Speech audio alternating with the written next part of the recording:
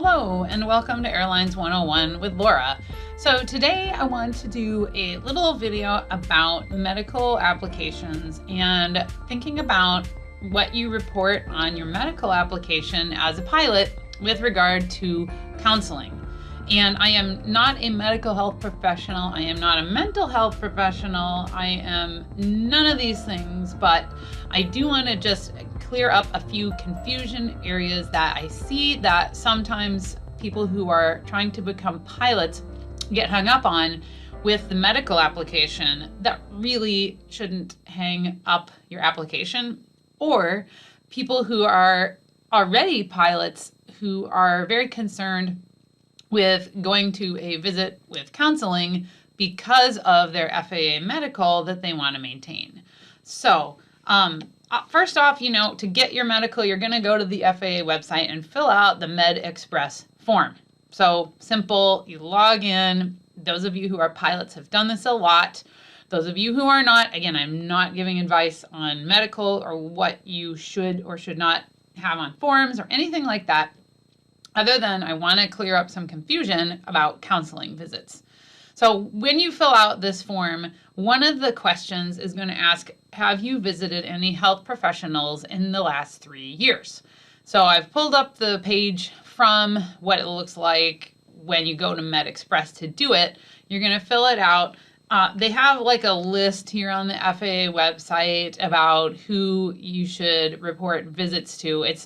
I don't think it's very super clear sometimes.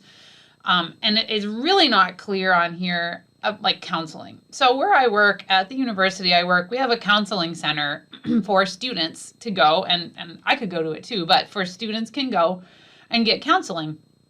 This place just does counseling. They are not a psychiatric facility. They cannot prescribe medications, but they do counseling. And it's great for students to go to, but sometimes they are afraid to go because they have a medical and they're afraid that they're going to have to report this visit to the counselor on this form. It's item 19 on your FAA medical form. So I decided to dig into this further, and I found online, I'll put a link in the comments here in the notes for this video, the guide for aviation medical examiners. It's fully online and it's easy to access. Any pilot can look at this. And so if you look at this page, item 19, visits to health professionals in the last 3 years, it provides a little more clarity on what you should and should not list. And so here is a detail of it, which says really clearly we should list all visits in the last 3 years to a physician, physician assistant, nurse practitioner, long list. And then it says the applicant should list visits for counseling only if related to a personal substance abuse or psychiatric condition.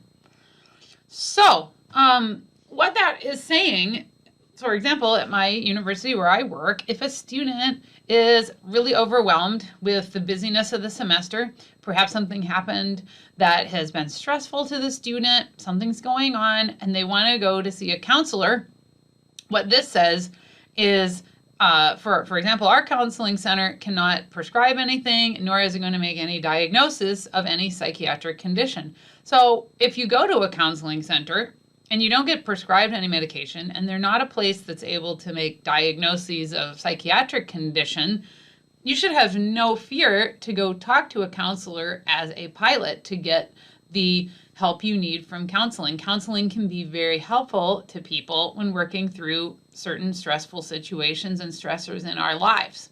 And I just want to close today by also mentioning on this list, we have some more further clarification. Again, I'll put a link to it in the notes for this video, but it says that the examiner, the medical examiner, will go over with you items you list in number 19.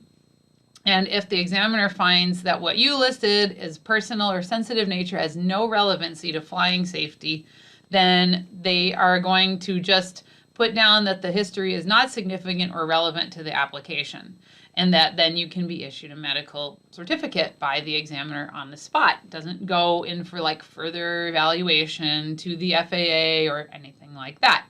So with this, I just want to close with a personal story. This is me after I had my son, Matthew. This is actually a few days after he was born, he had significant health challenges. During the birth process, it was actually a really difficult birth for me. And after he came home, I went through a period where I was feeling not like I usually did. It was a short period in my life. And through my employer, I was able to go to some counseling. I went to a few visits. They didn't prescribe me any medication. They didn't diagnose me with anything psychiatric-wise or anything like this. I just went to a few visits with a counselor to talk through how I was feeling. A lot of changes in my life. It was a hard birth, like I said. And when I went back to get my next medical application, I did not list anything in this page, in this item 19. I did not list the counseling visits that I went to because it's really not pertinent to the nature of the application. And as I've shown you, they've specifically told pilots, you don't need to list visits to counseling unless it's related to personal substance abuse or psychiatric type of conditions. So I just want to put your mind at ease. Please, if you are needing assistance mentally, get the help you need. Don't let fear of reporting counseling visits on this form prevent you from getting assistance that you need. Hope you have enjoyed this video. Please like, subscribe, and I love it when you guys give me super thanks. I actually got a super thanks. I have never seen this before, but it's like a special way you can thank me if you feel like these videos are helpful. And I get a lot of from whatever you give on super thanks, it comes directly to me. YouTube does take a little cut, but it's really nice. If you want to support this channel and give a super thanks, I would love it. I'll put some more. If anybody else gives me super thanks, I have gotten one. That was really cool.